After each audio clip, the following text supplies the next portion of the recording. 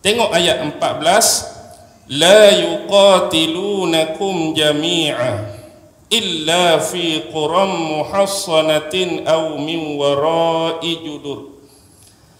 Dan mereka sama sekali tidak akan memerangi kamu secara bersatu padu.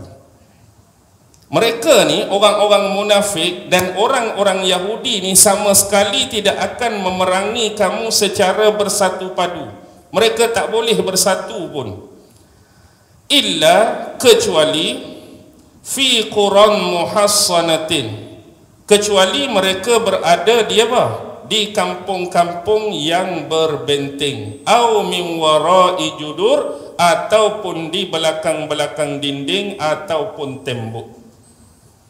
Ni bukan benda biasa Allah sebut, tapi Allah sebut benda ni nak menunjukkan kepada kita sifat yang ada pada mereka, sifat bacul mereka, sifat penakut mereka, dan sifat pengecut mereka.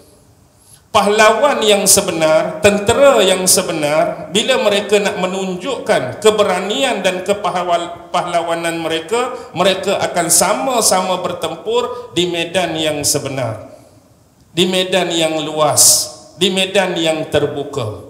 Sebagai contoh, tentera musyrikin Mekah, walaupun mereka tewas kalah dalam perang Badar 2 Hijrah, mereka menunjukkan keberanian mereka. Beraninya mereka bertempur dengan Rasulullah dan sahabat di medan hak sungguh-sungguh. Adanya perlawanan pedang dengan pedang, tombak menombak, panah memanah, cincang mencincang, tampak menampak, tendang menendang tu berlaku. Kalah tu soal yang kedua, tapi mereka dah tunjukkan kepewiraan yang sebenar di medan. Perang Uhud pun sama. Tapi Yahudi, Allah sebut mereka ni play safe. Mereka akan cari benda-benda yang dapat menyelamatkan mereka. Contohnya, mereka akan duduk di kampung-kampung yang berbenteng. Macam Yahudi Bani Qainuqa, duduk kepung pun tak keluar-keluar. Yahudi Bani Nadir, ni kisah ni 4 Hijrah pun kena kepung 10 hari 10 malam, tak keluar juga. Tak keluar juga. Berani tak face to face? Berani tak? Tak berani. Tak berani. Nanti Yahudi Bani Quraizah pun tak berani juga. Nanti 7 Hijrah, perang Khaybar, lagi banyak benteng tuan-tuan. Di Khaybar ni Yahudi ada 3 benteng. Benteng pertama, dalam tu ada 3 benteng. Benteng kedua, dalam tu ada 2 benteng. Benteng ketiga, dalam tu ada 3 benteng. Jadi 3 hak besar, ada 8 hak kecil. Tujuan dia, kalau kalah benteng pertama, senang nak menyusup, lari ke benteng-benteng yang lain. Tu cara mereka. Mereka tak berani pun nak bertempur secara berdepan dan face to face. Ataupun kalau ada sedikit keberanian, mereka bermain apa? Orang Kelantan cakap cikucat. Cikucat lagu mana? Duduk belakang-belakang dinding, belakang-belakang benteng. Oh, tengok ada orang Islam tu, betul lari. Ada sikit peluang, fak, lari. Ada orang lalu tak sedap, pak, lari. Tuan-tuan, benda yang sama berlaku hari ini. Kalau tuan-tuan tengok isu benteng ni, Israel ada apa hari ni? Iron Dome. Pernah dengar Iron Dome mereka? Iron Dome mereka tu kan, benteng kukuh mereka lah konon-kononnya. Baik, bila tentera-tentera Hamas lah sebagai contoh, hantar sum peluru, berasa tak tahan, berasa terancam dah, lagi dia buat apa? Dia buat apa? Gencatan senjata lah, tak berani. Kalau duduk bertempur, berperang pun duduk belakang-belakang tembok je tentera dia, padahal lengkap tu dengan baju kebalnya, baju topeng apa, tak nampak, tak kenal orang, duduk belakang dinding. Kalau lagu tu juga orang Palestin, okey lagi lah. Padang dah nak duduk belakang dinding pun, sebab Palestin tu lebih tua. Hak dia lawan tu siapa? Budak-budak hak duduk main batu tepi jalan, orang-orang hak tak ada senjata, wanita-wanita hak pakai jubah apa duduk baling batu, tapi dia duduk main belakang dinding tu. Itulah cara orang Yahudi sebagai contoh lah tu.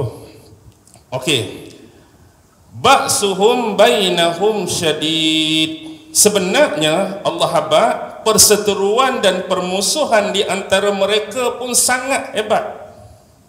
Musuh-musuh Islam yang secara realiti kita nampak macam sepakat bergabung nak lawan Islam, dalaman mereka sendiri sebenarnya penuh dengan perseteruan dan persengketaan yang sangat hebat. Tahsabuhum jami'an wa qulubuhum syatta. Kamu mengira bahawa mereka ini bersatu, tetapi sebenarnya hati mereka berpecah belah. Hati mereka ni bercerai-berai. Bi'azalika bi'annahum qaumun la ya'qilun.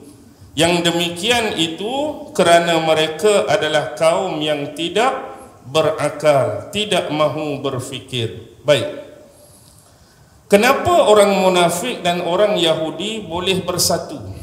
Sebenarnya mereka bersatu kerana tujuan mereka hampir sama. Ada kesamaan mereka. Kenapa mereka dua-dua ni lawan Nabi Muhammad? Orang munafik ada sebab dia tadi. Kerana mereka menganggap Nabi Muhammad telah sailang, telah cuba ambil jawatan yang sepatutnya ada pada mereka. Di sisi mereka Rasulullah dah rampas hak tersebut dari mereka. Jadi mereka menyimpan apa? Dendam pada Nabi, benci pada Nabi, tak suka pada Nabi, nak hancurkan dan musnahkan Nabi. Begitu juga dengan orang Yahudi. Mereka nak menolak kenabian dan kerasulan sebenar Nabi Muhammad.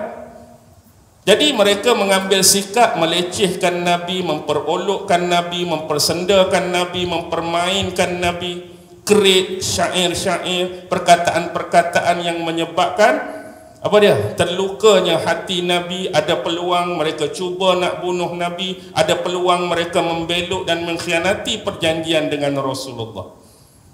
Benda yang sama, sama-sama tak suka, sama-sama benci, sama-sama nak hancur dan musnahkan. Umum.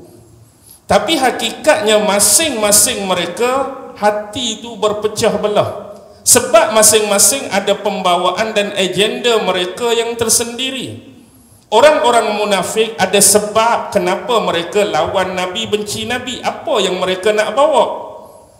Orang Yahudi pun ada sebab, ada agenda, ada pembawaan mereka. Apa yang mereka nak? Kenapa mereka lawan Nabi?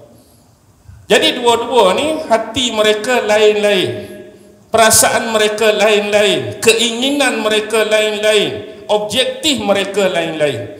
Jadi boleh duduk sekali tu sebab apa? Boleh duduk sama-sama sebab apa? Sebab sama-sama tak suka dengan Nabi. Kebetulan persamaan tu ada. Sama kita dalam dunia hari ini. Mana-mana kumpulan, organisasi yang nak menghancurkan Islam tu, kita nampak mereka seolah-olah sepakat dan bersatu padu.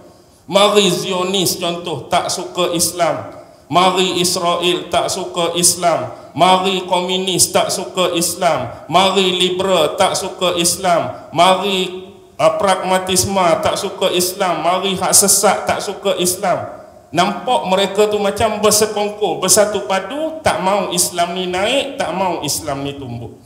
Tapi hakikatnya pembawaan mereka masing-masing tu sama ke tak sama? Tak sama. Zionis dia ada agenda dia, liberal dia ada agenda dia, kafir dia ada agenda dia. Orang-orang apa? Kita sebut tadi komunis agenda dia, pragmatisme agenda dia, hak ni agenda dia. Tapi kerana kesepakatan bersama tu, kita nampak seolah-olah mereka bersatu sebab semua ni tak mau Islam naik, tak mau Islam tumbuh. Macam juga politik. Politik kalau kita tengok secara umum, hak tu boleh bergabung hak tu, hak tu boleh bergabung hak tu, nak lawan hak ni. Tapi hakikatnya dalam tu pun hak ni parti nak bawa agenda dia, hak ni parti nak bawa agenda dia. Kita bukan nak bincang politik ni, cuma nak habaq benda ni. Okey.